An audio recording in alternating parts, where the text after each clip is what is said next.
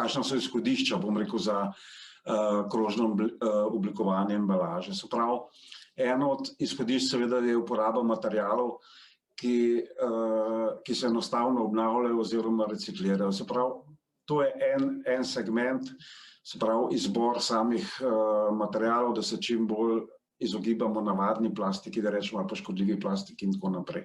Potem imamo drug segment, je oblikovanje embalaž, ki so potem primerne za ponovno uporabo, skratka, da jih lahko uporabljamo v ta isti namen še enkrat ali pa celo nek drug namen. Pa seveda vračilne embalaže za ponoven namen. Danes imamo že teh primerov veliko, recimo, da se, ne vem, embalaže za sladoled uporabljajo lahko potem za nanovni refil in tako naprej, da se ogromno materialov potem reciklira, da se jih vrne prodajalcu, da jih prodajalec vrne ali proizvajalcu oziroma prodajalcu spet vrne materiale, reciklira, uporabi za nove produkte oziroma novo surovino. Krožno oblikovane embalaže so seveda sestavljene tudi s čim manj različnih materialov.